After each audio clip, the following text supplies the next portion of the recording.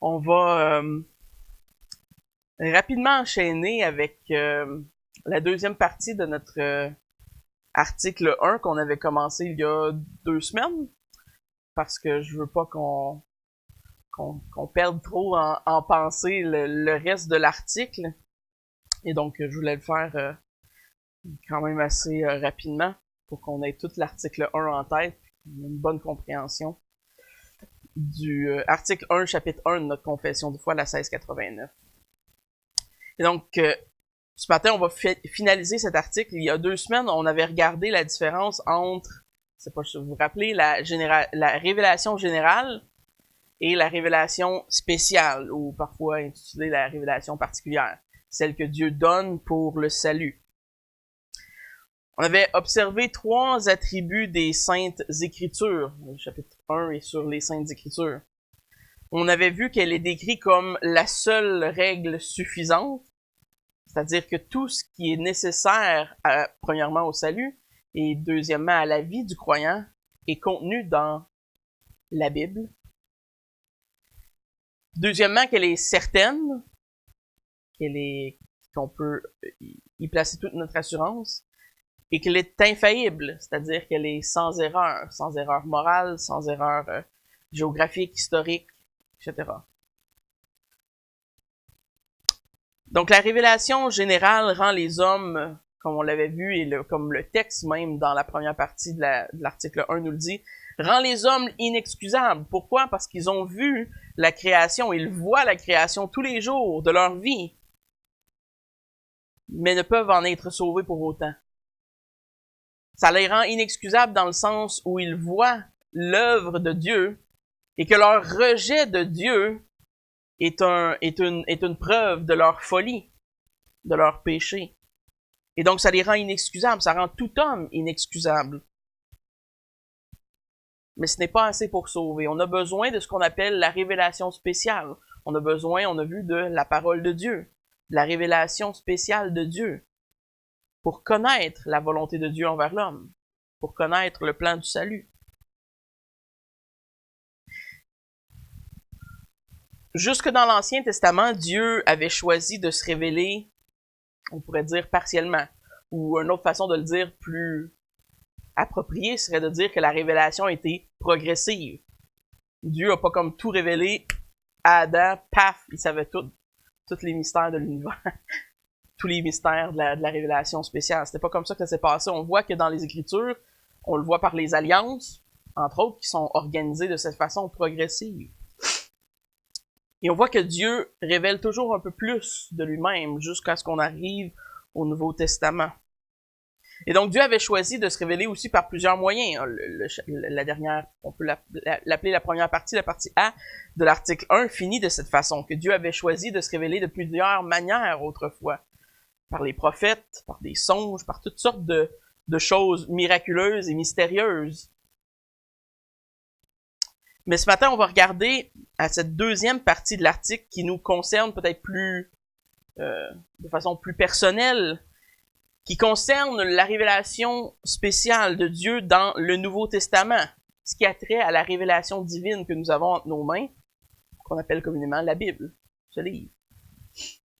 Et donc, on va lire le reste de l'article 1.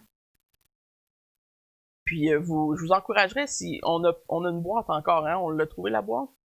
On l'a en arrière.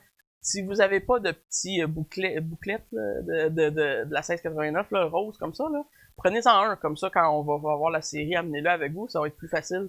Des fois, les blocs sont quand même assez lourds et pesants, fait que c'est le fun d'avoir les yeux. Si vous en voulez un, n'hésitez pas à y aller. Donc, l'article 1 se lit comme suit, la deuxième partie.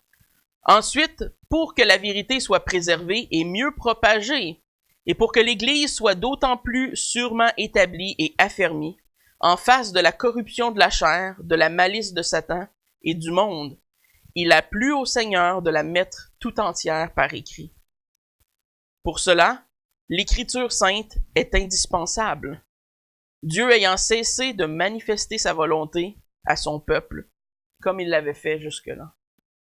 Prions. Nous voulons te louer, Seigneur, ce matin pour, premièrement, ton œuvre grandiose, pour ta personne, pour qui tu es. Merci parce que tu es venu vers nous. Tu t'es incarné, Jésus-Christ, pour venir à la croix. Merci pour ta grâce et tes bienfaits. Nous voulons te louer ce matin pour toutes tes bontés envers l'homme. Et nous voulons te remercier pour cette révélation spéciale qui un jour nous a convaincus que tu es Dieu. Que tu as mis la foi dans nos âmes, dans nos cœurs, pour croire en toi, le Fils de Dieu. Nous voulons te prier ce matin que tu éclaires nos intelligences, nos cœurs, et que tu nous permettes de comprendre ces articles de notre confession qui nous sont si chers. Amen. Et donc, ce bloc de texte, on peut le décortiquer quand même pas mal, mais de façon générale, le steak ou le centre de ce qu'il dit pourrait être résumé par cette phrase: la révélation divine dans le Nouveau Testament est un document écrit. Et on pourrait même dire la révélation divine pour nous aujourd'hui est écrite. Point final. Et c'est important de statuer dès le départ que ma position est celle de la confession de foi et que la seule révélation qui est valable aujourd'hui pour l'homme vient sous une forme écrite et complète. Et c'est ce que le texte nous dit. Quand on dit que la révélation est complète, ou on peut dire qu'elle est fermée, qu'elle est terminée, peu importe comment on le dit dans le jargon, ce qu'on veut dire, c'est qu'elle n'est pas ouverte. C'est qu'elle n'est pas ongoing, qu'elle continue pas à se penser, que Dieu ne continue pas à se révéler à nouveau à l'homme. Et donc, tout ce que Dieu a désiré transmettre à l'homme est recueilli dans ces 66 livres qu'on appelle la Bible.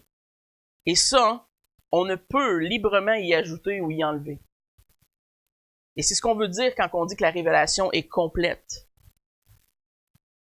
La dernière phrase de l'article 1 va jusqu'à dire explicitement que Dieu a cessé de manifester sa volonté autrement comme il l'avait fait dans le passé. Parce qu'on se rappelle, il l'a fait de différentes façons dans le passé. Il a parlé à des hommes de façon audible. Il a parlé à des hommes par des songes, par des rêves. Là, je pense que des rêves, on appelle ça des songes quand Dieu parle. Un peu la même chose. C'est Dieu par l'Esprit Saint qui a choisi d'inspirer les textes de sa parole au travers les écrits des apôtres et au travers des écrits des prophètes de l'Ancien Testament. Il y a plusieurs raisons, mais probablement que la plus importante pour nous ce matin, c'est que le canon de la Bible est conclu. Ça fait depuis les années 325 à peu près que l'Église primitive a statué sur quels étaient les livres qui étaient inspirés. Et ne vous inquiétez pas, on va revenir sur ce processus-là, on va en parler. Donc, je ne passerai pas de temps là-dessus aujourd'hui, c'est pas le but. Mais ce sont les mêmes textes de ce Nouveau Testament qui nous certifient que Dieu se révèle maintenant par le biais ou par le moyen et la méthode écrite, et non par les prophètes comme il l'a fait autrefois, ou par les songes, ou par autres moyens. Dans 2 Timothée 3,16, on lit cette parole courte, mais qui est très véridique, qui nous dit « Toute écriture est inspirée de Dieu ». Et là, il faut décrire c'est quoi toute écriture, évidemment. C'est donc vers les textes de la Bible, qu'on se tourne pour chercher la révélation divine de Dieu, et non pas vers nous-mêmes. Et ça va être le point central que je vais essayer de vous démontrer ce matin. Et je crois que c'est un des points centraux de ce que la confession essaie de dire dans cette portion de l'article 1. Vous savez, ce sujet de la révélation divine est un sujet qui est source de controverse et source de confusion pour plusieurs chrétiens modernes aujourd'hui.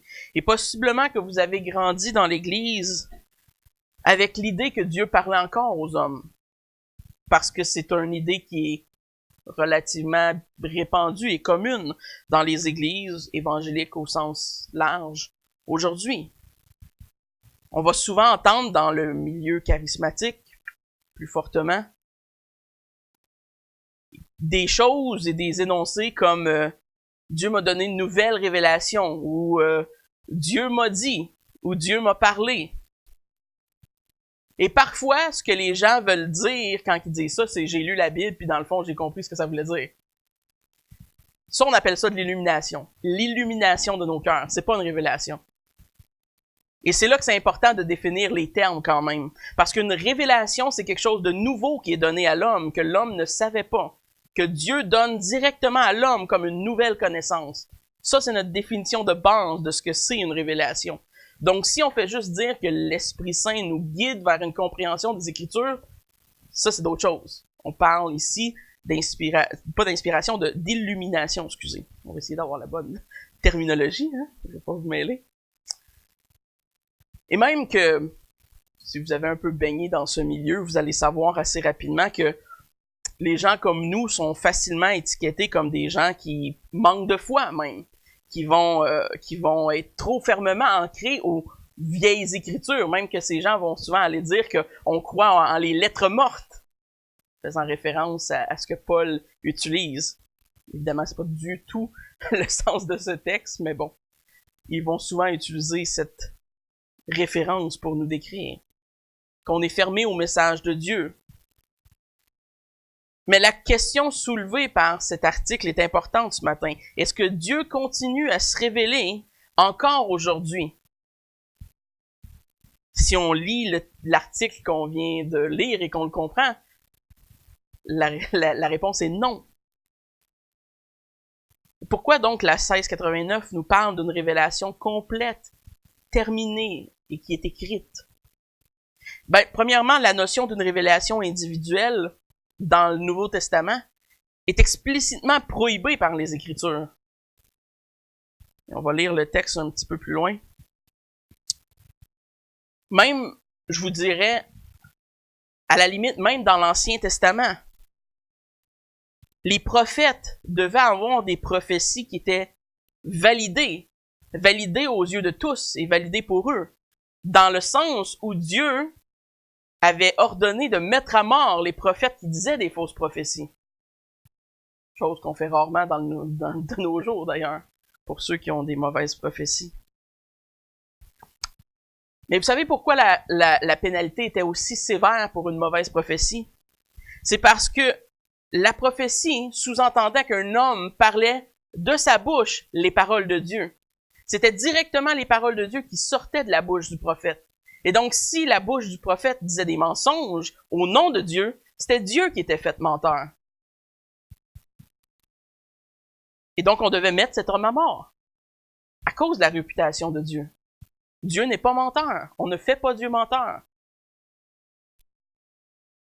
Donc, même dans l'Ancien Testament, les hommes n'ont jamais été libres de simplement inventer leur propre révélation personnelle. Ça n'a jamais fonctionné comme ça. Ça a toujours été Dieu qui a dicté à l'homme ce qu'il voulait donner à l'homme comme révélation. Et c'est exactement ce que nous rappelle 2 Pierre 1, versets 19 à 21, si vous voulez le lire avec moi.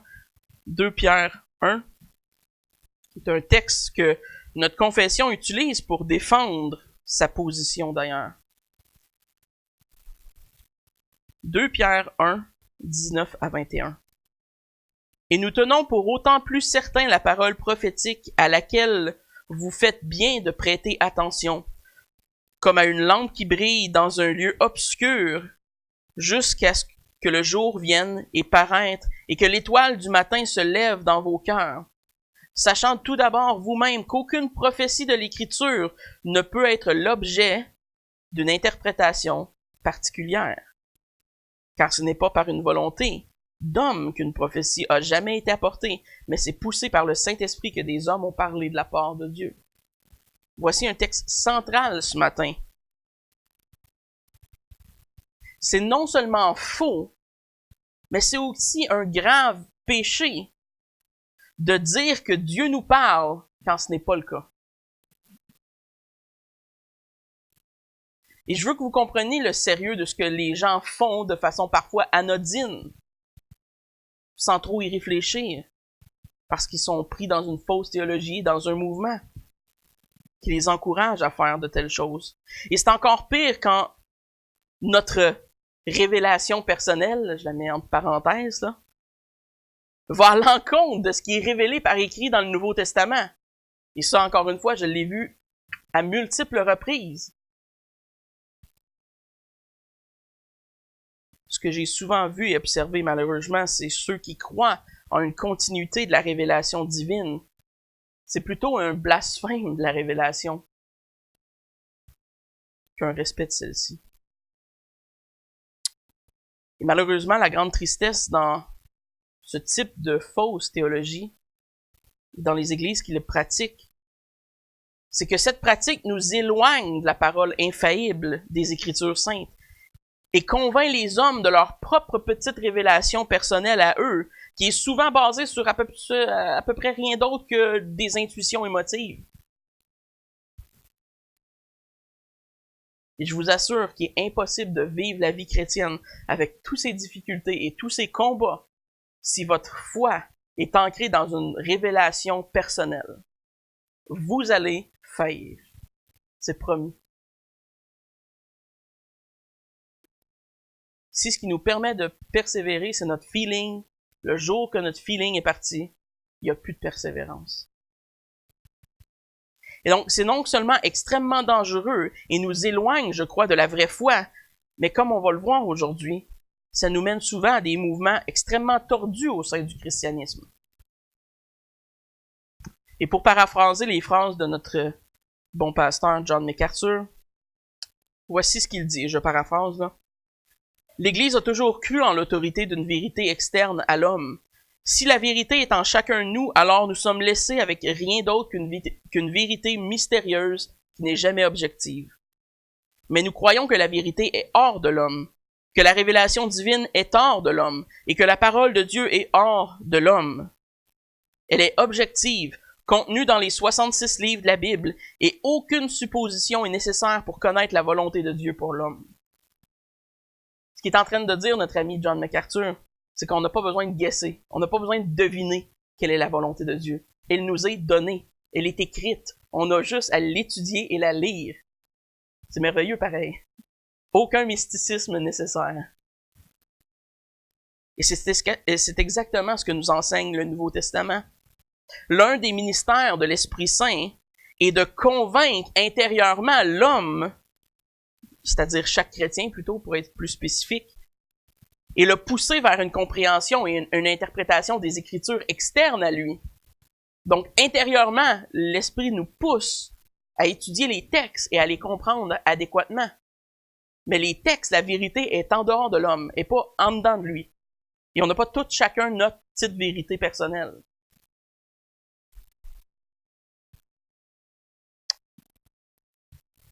Proverbe 22, 19 à 21 dit ceci. Afin que ta confiance repose sur l'Éternel, je veux t'instruire aujourd'hui, oui toi. N'ai-je pas déjà pour toi mis par écrit des conseils et des réflexions? Pour t'enseigner des choses sûres, des paroles vraies, afin que tu répondes par des paroles vraies à celui qui t'envoie.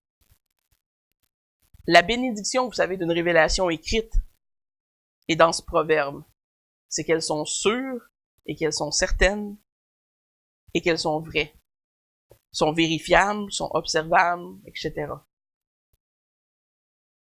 La réalité, c'est que ceux qui croient avoir accès à une révélation spéciale directement de la part de Dieu et une révélation qui est personnelle à eux-mêmes sont éloignés de la vérité par la vanité de leur mauvaise théologie. Pensant qu'ils reçoivent de Dieu une révélation, ils s'éloignent de celle qui est devant eux, celle que Dieu leur a donnée. Et c'est une tragédie quand on y pense. Ça fait exactement le contraire de ce qu'ils veulent faire. Et c'est dans ce cadre qu'on doit se rappeler de ce qu'on a enseigné la première partie de l'article, la toute-suffisance des Écritures. Et c'est là qu'elle prend toute son importance. Est-ce que les écrits de la Bible sont suffisants pour nous? Et si la révélation est fermée et elle est complète comme l'article 1b, je vais l'appeler comme ça, nous le dit, alors elle doit être suffisante pour nos vies. Elle doit être suffisante pour la vie d'un croyant. Parce que s'il n'y en a pas d'autre, ça sous-entend que ce qu'on a là est assez. Et ça va être même répété plus tard dans un des articles, je me rappelle pas exactement c'est laquelle. De croire que cette révélation n'est pas terminée complète, c'est essentiellement de dire à Dieu que la Bible qu'on a aujourd'hui n'est pas assez et qu'on a besoin de plus, qu'on demande plus de révélation que ce que Dieu a décidé de donner à l'homme. C'est un peu effronté. Et c'est malheureusement le message de des milliers de chrétiens aujourd'hui et de milliers d'églises. Ce que tu m'as donné n'est pas assez, j'en veux plus. Et surtout, on veut des expériences, des émotions et des révélations spéciales, personnelles que personne d'autre peut avoir. Je sais pas si vous savez comment ça sonne extérieurement, ça. Ça sonne comme un peu imbu de soi-même. Et tristement, les gens dans ces mouvements sont souvent aveuglés par la folie, soit de leurs propres convictions ou des convictions des gens alentour d'eux qui leur font peur et qui n'osent pas rien faire ou rien dire et restent dans ces contextes. Et je connais personnellement des gens avec des maladies physiques qui ont passé une bonne partie de leur vie dans le mouvement charismatique à se faire dire qu'ils manquaient de foi parce qu'ils ne recevaient pas de guérison. Qu'ils manquaient de foi parce qu'ils ne parlaient pas en langue. Ils n'ont jamais parlé en langue, ils n'ont jamais vu de miracle, ils n'ont jamais fait de miracle, ils n'ont jamais eu de révélation spéciale de la part de Dieu. Et toute leur vie, ils sont dans ces églises et se sentent comme des petits chrétiens de seconde classe. Et c'est une tragédie, c'est une mauvaise théologie. Et cette mauvaise théologie crée une classe de super chrétiens qui contrôlent le monopole de l'Esprit Saint dans des églises locales. Et si vous avez déjà été dans une église locale de ce type, vous savez exactement de quoi je parle. Il y a 3, 4, 5 personnes d'influence qui parlent en langue, qui ont reçu le don du Saint-Esprit et qui monopolisent toute la vérité de cette église. Et la vision et le cheminement de l'église. Et je vais les appeler pour ce qu'ils sont. Ces soi-disant révélations imaginaires que les gens reçoivent contrôlent la vie des gens dans cette église. Et les petits chrétiens ordinaires deviennent malheureusement des victimes de ces super chrétiens. Et je ne dis pas tout le temps que ces gens sont mal intentionnés. Parfois, ils sont bien intentionnés. Et parfois, ils sont des loups.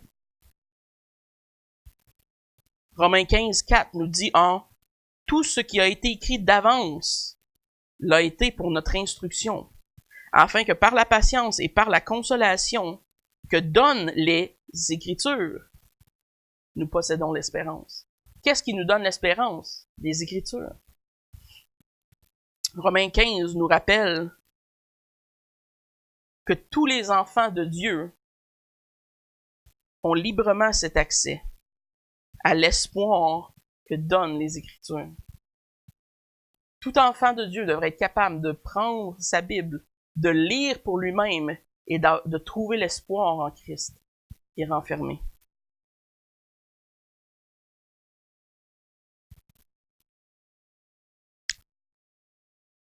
Et donc, j'espère que ça vous convainc un peu du sérieux de considérer la parole révélée de Dieu comme étant nécessairement celle qui est écrite, dans les 66 livres de la Bible.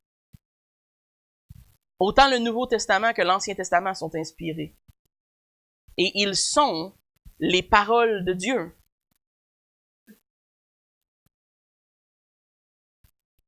Selon Paul, toute écriture est inspirée de Dieu. Littéralement, ce que le texte nous dit, c'est que c'est le souffle de Dieu qui sort de la bouche de Dieu. Ces paroles, le même souffle qui a créé, et celui qui inspire les paroles divines dans les écrits des Saintes Écritures. On peut alors établir que toute la Bible a un seul auteur. Ultimement, la Bible a un seul auteur. Il y a plusieurs écrivains, mais il y a un seul auteur. Et cet auteur, c'est Dieu, c'est le Saint-Esprit. Et c'est lui qui inspire les Saintes Écritures par écrit, ce qu'on appelle l'inspiration plénière. Et on n'a aucune raison de douter de la Bible, puisque Dieu se valide lui-même à plusieurs reprises comme étant son auteur. Et vous savez, évidemment, l'article de la confession de foi s'adresse à des chrétiens. Elle ne s'adresse pas à des inconvertis. C'est pas la raison d'être de ces articles n'est pas l'apologétique. Là. Je suis pas en train d'essayer de convaincre des gens qui sont pas chrétiens. Je prends pour acquis que vous croyez ce que la parole de Dieu renferme. Et donc, de là viennent les éléments.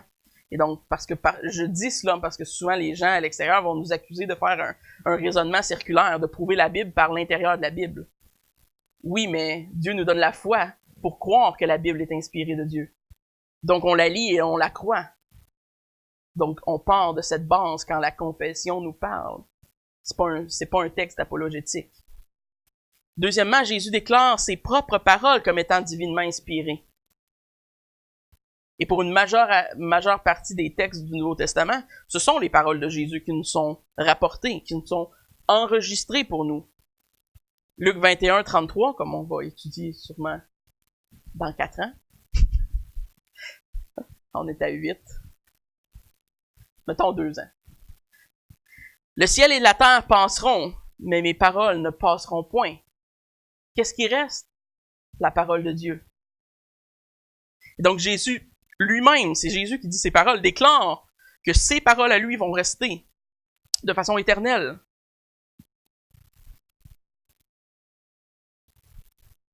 Troisièmement, l'Esprit Saint est l'auteur de tout le Nouveau Testament. Et je le dis juste après ce deuxième point parce que souvent il y a ce type de chrétiens qui vont croire en l'inspiration seule des mots rouges dans leur Nouveau Testament. Vous savez, les Bibles qui ont les mots rouges de Jésus dans... J'aime pas ces Bibles. J'aime pas ces Bibles parce que ils nous donnent l'illusion que ces mots-là sont plus importants.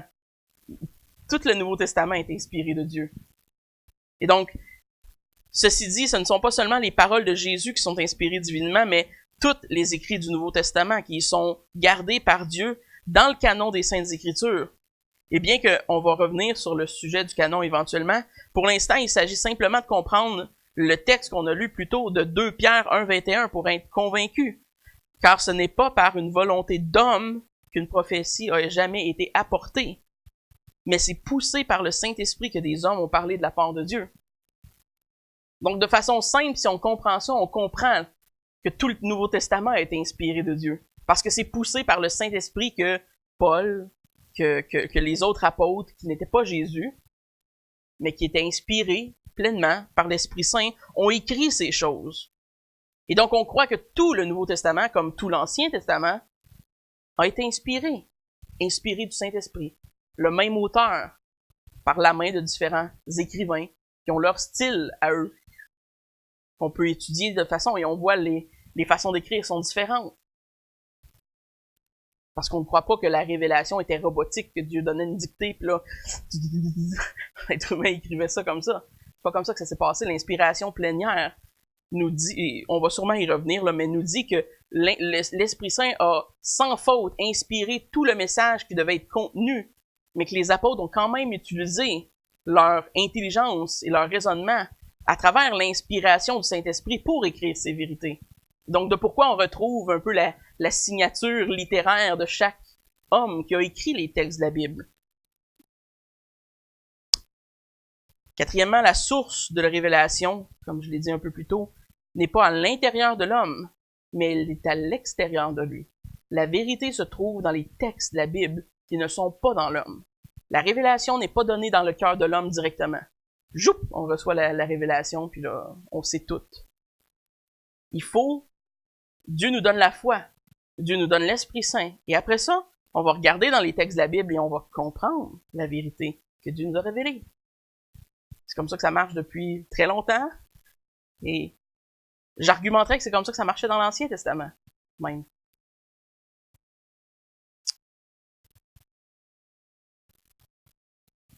Puisque les hommes aujourd'hui ne peuvent plus atteindre les critères nécessaires, les critères qui ont été divinement placés dans le Nouveau Testament pour être des autorités apostoliques.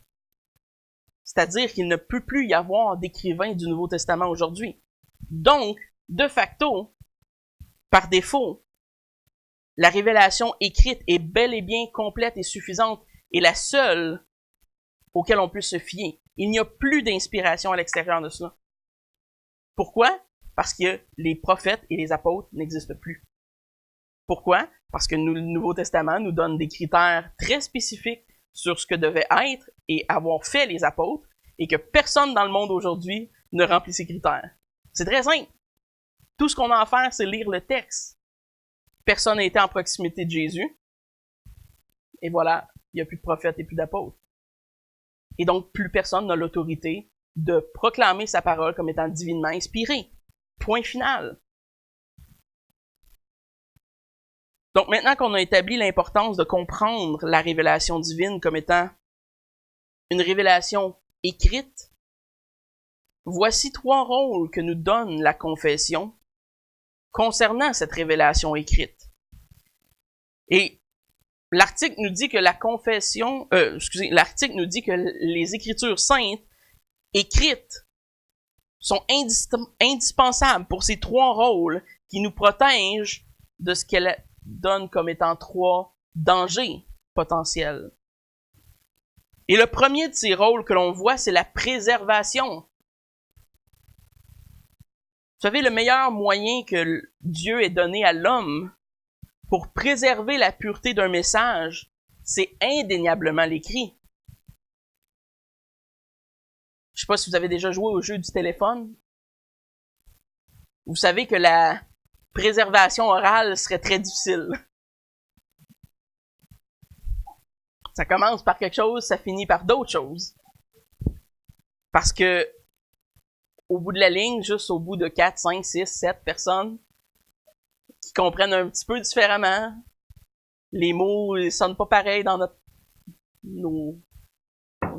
jargon ou juste la façon qu'on parle. Et là, le message change soudainement. Et c'est extrêmement dangereux. Imaginez-vous si toute notre tradition chrétienne serait fondée sur l'oral. On pourrait très difficilement dire qu'on a la tradition des apôtres. Et même si on serait fondé sur, justement, une tradition, sur des actes, des façons de faire, ça serait aussi imparfait. Parce que ça serait trop propice à être personnalisé au travers le temps. On le voit, les traditions familiales, les traditions culturelles changent, les mœurs changent au niveau de la culture. Donc même une tradition ne serait pas assez. Et vous savez, il y a même le dicton qui le dit souvent, seuls les écrits restent. Les paroles s'envolent, les écrits restent. Et c'est vrai. L'écrit est la seule forme qui soit relativement sûre de garder quelque chose intact, de garder un message comme intact. Évidemment, là, on pourrait argumenter, il y a les traductions, il y a le temps, ça a été retransmis de façon écrite au début, les moines faisaient des... C'est vrai. Personne ne dit que les traductions qu'on a aujourd'hui sont infaillibles et sont parfaites.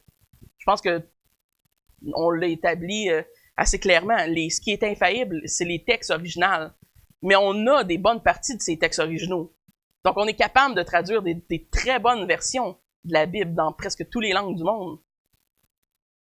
Donc, faut pas venir ici ce matin en pensant que, vu qu'on lit juste le français, on n'est vraiment pas équipé pour savoir la vraie parole de Dieu. C'est faux, il y a des très bonnes versions. Donc, Dieu, dans sa sagesse, savait que le meilleur moyen humain pour préserver sa pureté et sa révélation était la parole écrite. Et regardez à l'Ancien Testament et aux prophètes. Combien de temps est-ce que le peuple d'Israël avait besoin pour oublier les paroles, la révélation divine des prophètes? Des fois 2 jours, des fois 1 semaine. Après 1 mois, il s'en rappelait plus, c'est sûr. Là. Il était déjà tombé dans le péché. La révélation divine orale était rapidement oubliée, même dans l'Ancien Testament. Mais vous savez, il y avait une ligne commune avec l'Ancien Testament et le Nouveau. C'est que les commandements, les lois et tout ce qui était central à la vie du peuple d'Israël était mis par écrit. Et ça reste tout au long de l'histoire d'Israël.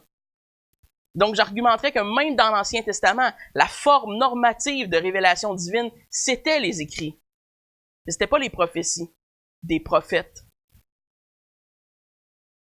Évidemment, peu importe le moyen de transmission, C'est la foi qui nous permet de croire que Dieu a préservé l'intégrité de sa parole au travers les siècles. Et ça, l'Église de tout âge a cru cette notion que Dieu, par son Saint-Esprit, a préservé les hommes, a préservé ceux qui ont transmis les écrits au début pour garder l'intégrité de sa parole comme étant fiable. Et bon, évidemment, c'est nécessaire d'avoir la foi pour croire ça. Le deuxième point que notre article nous donne, le deuxième rôle de la révélation écrite, c'est la propagation.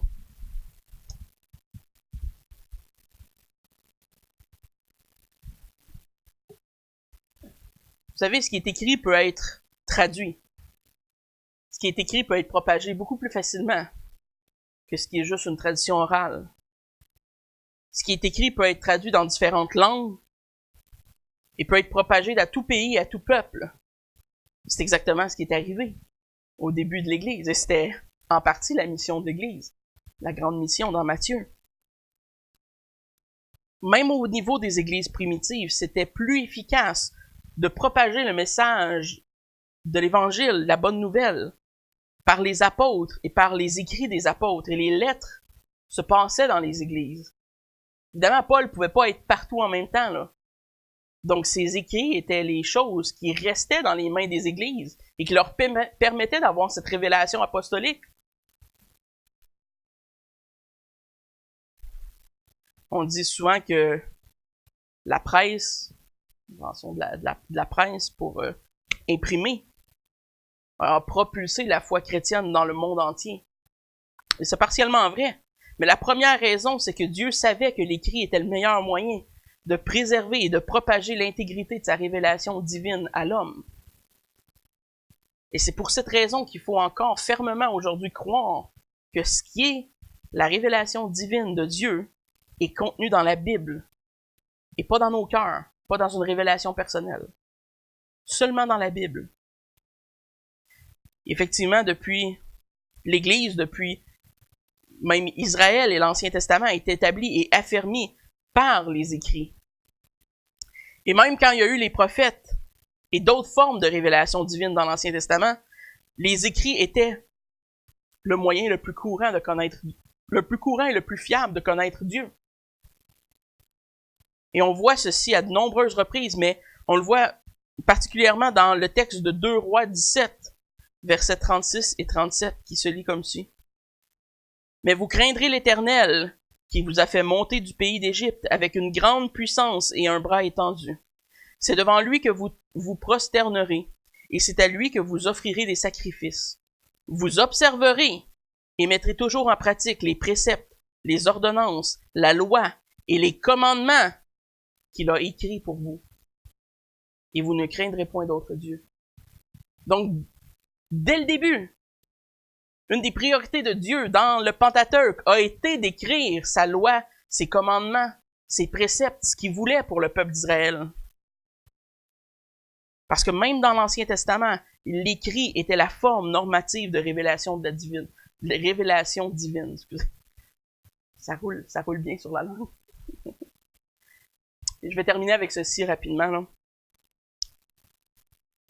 L'article nous parle de 3 dangers contre lesquels d'avoir une révélation écrite nous protège. Évidemment, on pourrait argumenter qu'il y en a une de plus, celle dont on a parlé plus tôt, celle qui est d'avoir une révélation personnelle et trompeuse. Mais elle nous parle de 3 dangers contre lesquels la révélation des Saintes Écritures nous protège. La première, c'est la corruption de la chair. Parce que vous savez, l'homme est pécheur. Et l'homme est facilement corrompu. Et l'homme laissé à lui-même prendre toute liberté de se proclamer comme le récepteur de grandes révélations, de grandes et nouvelles révélations divines. Et on voit dans plusieurs églises, comme je l'ai expliqué, ce à quoi, le chaos dans quoi cela mène. Le deuxième danger contre lequel ça protège nous est dit comme étant la malice de Satan. Évidemment, si vous étiez le prince des menteurs, l'ange déchu, vous voudriez probablement vous attaquer à ce qui est la vérité de la parole de Dieu. Donc, quel meilleur moyen que de faire croire aux hommes qu'ils reçoivent des révélations personnelles, ou que la Bible n'est pas fiable, ou qu'on ne peut pas se fier à la révélation écrite. La malice de Satan. Satan est rusé pour nous faire douter de ces choses que l'on lit dans le Nouveau Testament. Et donc, on doit prendre garde. Et les Saintes Écritures, la révélation écrite, nous permet de prendre garde, de contrer ce danger et de trouver foi en quelque chose qui est externe à nous et qui est solide et qui est fiable, qui est là depuis des milliers d'années. Vous savez, c'est pas d'aujourd'hui qu'on a la Louis II, là. Tu sais, les textes grecs, on les a depuis longtemps. Et les textes d'Ancien Testament, on en a encore. Je rentrais même pas dans les preuves externes parce que c'est pas le but de l'article de nous prouver par des preuves externes que la Bible est fiable. Mais il y a tellement de preuves externes que la Bible est fiable. C'est incroyable. Aucun autre livre dans le monde a autant de fermeté historique et géographique et archéologique que la Bible en a. Aucun autre. Et troisièmement, il nous parle de la malice du monde. Évidemment, c'est attaché avec la malice de Satan, avec la chair et la corruption de l'homme, la malice du monde, de ce que les gens inconvertis qui appartiennent à Satan aimeraient nous faire croire sur la Bible. C'est pas un livre fiable, ça a été écrit par des hommes. J'ai pas besoin de vous énumérer, là, probablement que c'est ce que les gens vous disent à chaque fois que vous leur dites que vous croyez la Bible. Ah ouais, tu sais, moi je crois en Dieu, mais tu sais, la Bible, ça a été écrit par des hommes. C'est souvent ce que les gens me disent personnellement. Pourtant, ils sont prêts à lire Harry Potter, puis il y en a qui sont convaincus qu'il y a plein de choses là-dedans qui sont vraies. Fouillez-moi, je sais pas. La folie de l'homme, I guess. Mais ces trois dangers sont la raison qui est donnée par cet article, l'article A1B, qui est donné du pourquoi c'est important d'avoir une révélation écrite. Parce que ça nous protège de ces dangers-là. Ça nous protège de quelle façon? Ben, ça permet de la préserver, de la propager, et ça permet d'affermir et d'établir l'Église dans le Nouveau Testament sur les écrits des Saintes Écritures, sur la révélation de Dieu. Et si on n'aurait pas cette révélation écrite, ce serait tellement facile pour l'homme, pour Satan ou pour le monde, pour ces trois entités, de trafiquer, de falsifier, de changer le message de Dieu. Imaginez-vous, les gens essayent de le faire et on a quand même la révélation externe écrite et les gens essayent quand même de la falsifier et de changer le message de la parole de Dieu. Imaginez-vous si ce serait une transmission orale et que Dieu n'aurait pas donné sa parole écrite. Ce serait le chaos. C'est une réelle bénédiction qu'on ait ces Saintes Écritures. Une réelle bénédiction.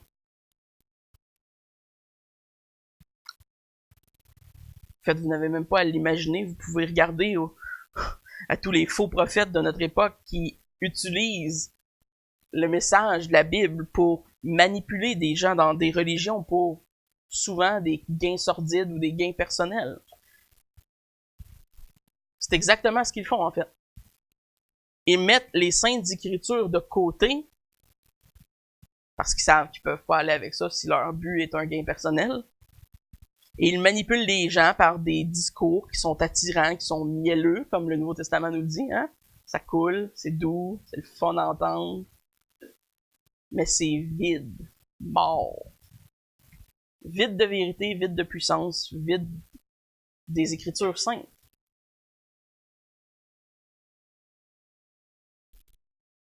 Mais le fait que la révélation soit écrite nous permet de se tourner vers ceux-ci et d'examiner un peu comme les Béréens. Imaginez-vous, ils le faisaient avec un apôtre. Ils vérifiaient si l'apôtre, ce qu'il disait, c'était correct dans les Écritures. À quelle plus forte raison vous devez vérifier ce qu'on vous enseigne et dans les Écritures. Ce que tout chrétien devrait faire. Être un bon Béréen. D'examiner la parole de Dieu. D'examiner la révélation écrite de Dieu. Parce que je le répète, comme on a lu dans 2 Pierre, Ce n'est jamais, jamais par la parole d'un homme qu'une révélation a été dite. C'est poussé par le Saint-Esprit que des hommes ont parlé.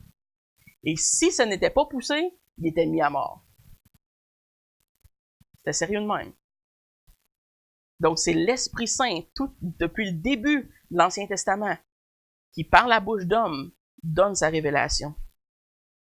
Et si donc notre révélation personnelle ou notre interprétation des Écritures est contraire à toute l'histoire de l'Église, à tout ce qu'on lit dans la Bible, faut se poser une question. Faut se poser des sérieuses questions.